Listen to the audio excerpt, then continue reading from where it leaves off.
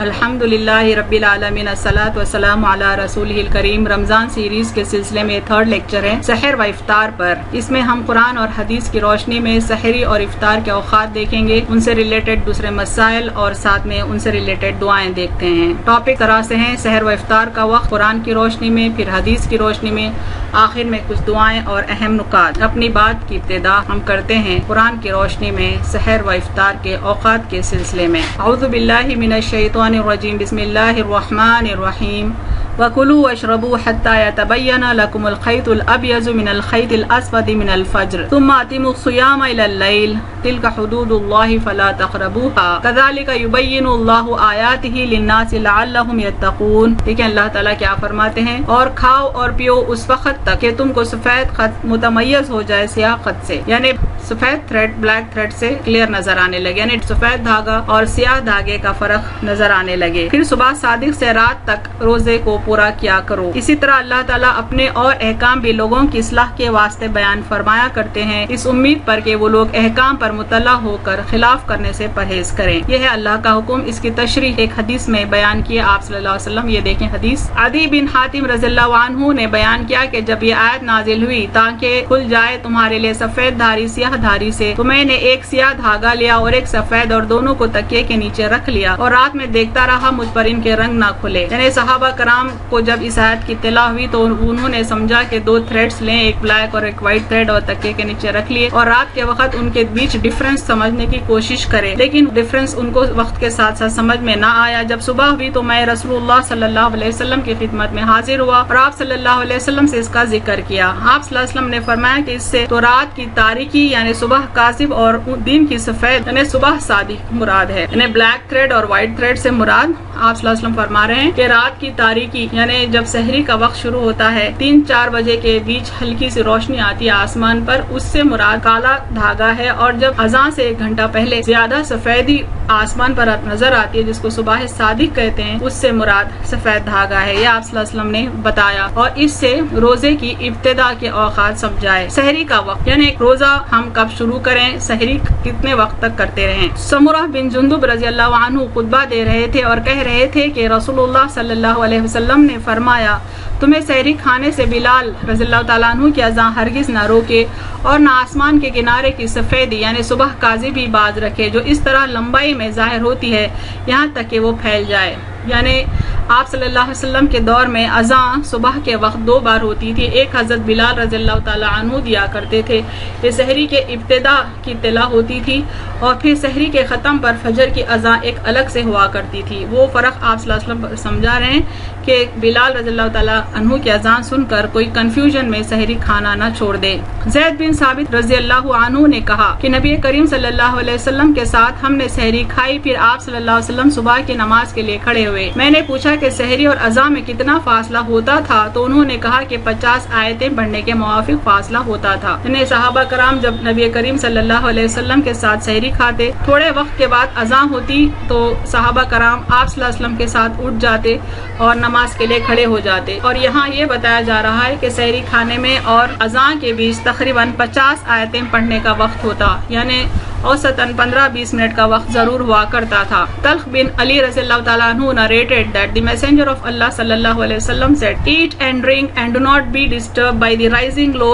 eat and drink until the redness appears to you on the horizon۔ یعنی آپ صلی اللہ علیہ وسلم فرما رہے ہیں کہ سحری کھانے کے سلسلے میں ڈسٹرب نہ ہو، پریشان نہ ہو، صبح کاذب سے کنفیوژن میں نہ آئیں، بلکہ صبح صادق تک یعنی جب آسمان پہ ہلکی سی لالی نظر آنے لگے، جب سورج طلوع ہونے میں تقریباً 1 گھنٹہ سوا گھنٹہ باقی ہو، تب تک سحری کیا کرو۔ اذان پر سحری کی ضرورت پوری کر لے۔ ابو ہریرہ رضی اللہ عنہ کہتے ہیں کہ رسول اللہ صلی اللہ علیہ وسلم نے فرمایا، تم میں سے کوئی جب صبح کی اذان سنے اور کھانے پینے کا برتن اس کے ہاتھ میں ہو تو اسے اپنی ضرورت پوری کیے بغیر نہ رکھے۔ اکثر لوگ کیا کرتے ہیں، سحری کرتے وقت جب سیرن کی آواز آتی ہے تو گھبرا کر اپنی سحری کو وہیں پر روک دیتے ہیں۔ تو سیرن کی آواز ہو یا اذان کی آواز ہو، آپ صلی اللہ علیہ وسلم فرماتے ہیں کہ کھانے کا برتن اگر ہاتھ میں ہو تو اپنا کھانا پورا کر لے۔ سحر کرنے پر آپ صلی اللہ علیہ وسلم نے زور دیا ہے، انکریج کیا ہے۔ عبدالعزیز بن صہیب رضی اللہ تعالیٰ عنہ نے بیان کیا، انہوں نے کہا کہ میں نے انس بن مالک رضی اللہ عنہ سے سنا، انہوں نے بیان کیا کہ رسول اللہ صلی اللہ علیہ وسلم نے فرمایا سحری کھاؤ کہ سحری میں برکت ہوتی ہے۔ آپ صلی اللہ علیہ وسلم نے فرمایا کہ سحری کھاؤ کہ سحری میں برکت ہوتی ہے۔ روزے میں سحری کا فرق۔ عمرو بن العاص رضی اللہ عنہ کہتے ہیں کہ رسول اللہ صلی اللہ علیہ وسلم نے فرمایا ہمارے اور اہل کتاب کے روزے میں سحری کھانے کا فرق ہے۔ یہودیوں اور عیسائیوں میں جو روزہ ہوتا ہے وہ 24 آورز کا ہوتا ہے، یعنی یہود اور نصارہ افطار کرنے کے بعد بغیر سحری کے دوسرے دن افطار تک روزہ رکھتے ہیں، ان کے روزے میں سحری کا وجود نہیں ہوتا۔ سحر میں کھجور کھانے کی نصیحت آپ صلی اللہ علیہ وسلم نے کی ہے۔ ابو ہریرہ رضی اللہ عنہ کہتے ہیں کہ نبی اکرم صلی اللہ علیہ وسلم نے فرمایا کھجور مومن کی کتنی اچھی سحری ہے، چونکہ کھجور میں طاقت ہوتی ہے، بہت ہی نیوٹریشیس ہوتے ہیں، اس لیے آپ صلی اللہ علیہ وسلم چاہتے ہیں کہ مومن بندے سحری میں کھجور اپنی غذا میں ضرور شامل کریں تاکہ روزے کی حالت میں ان میں کمزوری نہ محسوس ہو۔ افطار کا وقت۔ عبداللہ بن ابی اوفی رضی اللہ عنہ نے کہا کہ ہم رسول اللہ صلی اللہ علیہ وسلم کے ساتھ سفر میں تھے، روزے کی حالت میں حضرت صلی اللہ علیہ وسلم نے ایک صحابی یعنی بلال رضی اللہ عنہ سے فرمایا کہ اتر کر میرے لیے ستو کھول لے۔ انہوں نے عرض کیا یا رسول اللہ ابھی تو سورج باقی ہے، یعنی ایک سفر میں آپ صلی اللہ علیہ وسلم حضرت بلال رضی اللہ تعالیٰ عنہ سے ستو مانگ رہے ہیں تاکہ روزہ کھول لے، اور حضرت بلال رضی اللہ تعالیٰ عنہ ہیزیٹنٹ ہے وہ دینے کے لیے، ان کے ذہن میں یہ ہے کہ سورج تو غروب ہو گیا لیکن ابھی روشنی باقی ہے۔ آپ صلی اللہ علیہ وسلم نے پھر فرمایا اتر کر ستو کھول لے۔ اب کی مرتبہ بھی انہوں نے عرض کیا یا رسول اللہ ابھی سورج باقی ہے، لیکن آپ کا حکم اب بھی یہی تھا کہ اتر کر میرے لیے ستو گھول لے۔ پھر آپ صلی اللہ علیہ وسلم نے ایک طرف اشارہ کر کے فرمایا جب تم دیکھو کہ رات یہاں سے شروع ہو چکی ہے تو روزے دار کو افطار کر لینا چاہیے، یعنی جیسے ہی سن سیٹ ہو گیا روشنی کی پرواہ کیے بغیر روزے دار کو افطار کر لینا چاہیے، یہ نصیحت آپ صلی اللہ علیہ وسلم نے کی۔ سورج ڈوبنے پر افطار کر لیں۔ حضرت عمر رضی اللہ عنہ نے بیان کیا کہ رسول اللہ صلی اللہ علیہ وسلم نے فرمایا جب رات اس طرف یعنی مشرق سے آئے اور دن ادھر یعنی مغرب میں چلا جائے کہ سورج ڈوب جائے تو روزے کے افطار کا وقت آ گیا، یعنی جس لمحے سورج ڈوب جائے اسی وقت افطار کا وقت ہو جاتا ہے۔ افطار میں جلدی کرنے کی نصیحت آپ صلی اللہ علیہ وسلم نے کی ہے۔ سہل بن سعد رضی اللہ عنہ نے کہا کہ رسول اللہ صلی اللہ علیہ وسلم نے فرمایا میری امت کے لوگوں میں اس وقت تک خیر باقی رہے گی جب تک کہ وہ افطار میں جلدی کرتے رہیں گے، یعنی افطار میں جلدی کرنے کی نصیحت آپ صلی اللہ علیہ وسلم نے کی ہے، اور یہاں تک آپ نے پریڈکٹ کر دیا، وارننگ دے دی کہ امت میں اس وقت تک خیر باقی رہے گی جب تک کہ وہ افطار میں جلدی کرتے رہیں گے۔ ابو ہریرہ رضی اللہ عنہ کہتے کہ نبی اکرم صلی اللہ علیہ وسلم نے فرمایا دین برابر غالب رہے گا جب تک کہ لوگ افطار میں جلدی کرتے رہیں گے، کیونکہ یہود و نصارہ اس میں تاخیر کرتے ہیں۔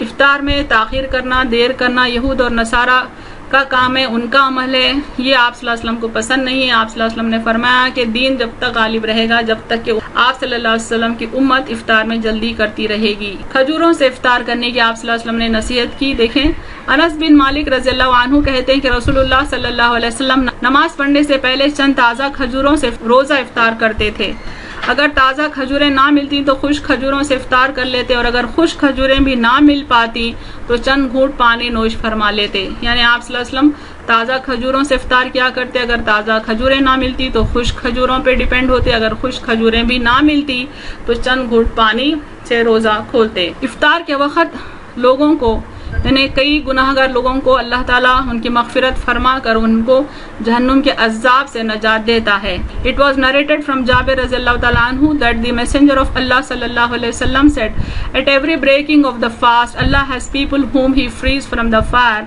and that happens every night، یعنی ہر روزے کے دن افطار کے وقت اللہ تعالیٰ ضرور کچھ نہ کچھ لوگوں کو جہنم کے عذاب سے نجات دیتا ہے۔ روزے کی قضا۔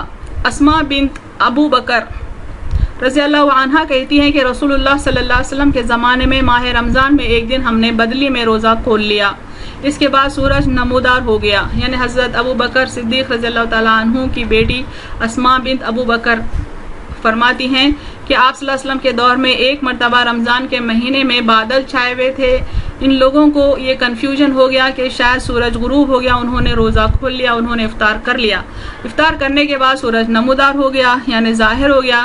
راوی ابو اسامہ کہتے ہیں کہ میں نے ہشام بن عروہ سے سوال کیا کہ پھر تو لوگوں کے روزے کی قضا کا حکم دیا گیا ہوگا، کہنے لگے کیا اس کے بغیر بھی کوئی چارہ ہے، انہیں ایسی سچویشن میں روزہ قضا کرنا ضروری ہو گیا۔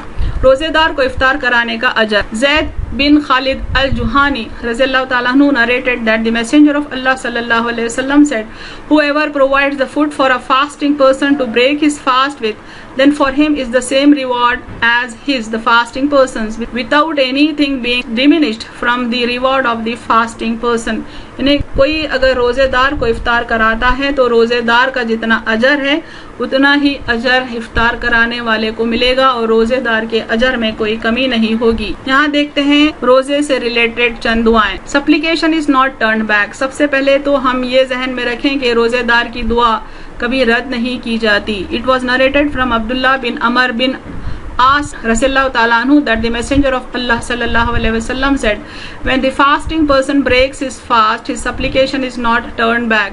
یعنی روزے دار جب دعا کرتا ہے تو اس کی دعا رد نہیں کی جاتی. ملتی جلتی حدیث ہے یہاں پر کہ 3 افراد ایسے ہیں جن کی دعا رد نہیں کی جاتی. آپ صلی اللہ علیہ وسلم فرماتے ہیں ایک تو انصاف کرنے والا بادشاہ, اور ایک روزے دار, اور تیسرا ہے مظلوم. ان تینوں افراد کی دعا ضرور اللہ تعالیٰ قبول کرتا ہے. اب دیکھتے ہیں روزے کی نیت کے سلسلے میں. حفصہ رضی اللہ تعالیٰ عنہا the wife of the Prophet sallallahu alaihi wasallam said, there is no fast for the one who does not intend to fast before dawn.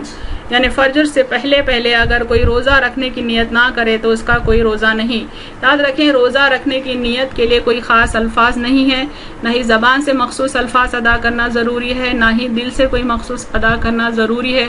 بس دل میں یہ نیت ہو کہ آپ روزہ رہ رہے ہیں, یہ کافی ہے. افطار کے وقت کی دعا. مروان بن سالم مخفع کہتے ہیں کہ میں نے عبداللہ بن عمر رضی اللہ عنہ کو دیکھا, وہ کہتے کہ رسول اللہ صلی اللہ علیہ وسلم جب افطار کرتے تو یہ دعا پڑھتے, ذهب الظمأ وابتلت العروق وثبت الاجر انشاء اللہ. پیاس ختم ہو گئی, رگیں تر ہو گئیں, اور اگر اللہ نے چاہا تو ثواب مل گیا. افطار کرانے والے کے لیے دعا.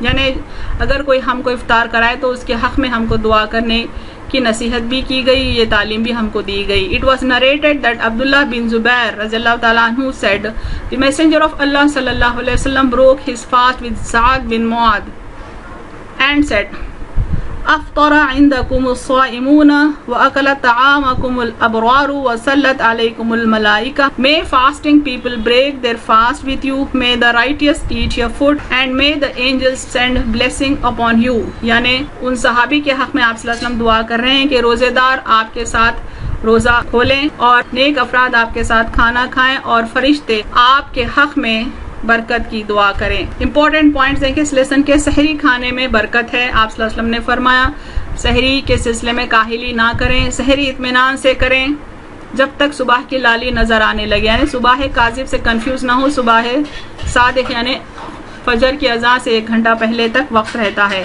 افطار میں جلدی کریں, سورج کے غروب ہونے کے ساتھ ہی افطار کا وقت ہو جاتا ہے. روزے دار کی دعا رد نہیں ہوتی.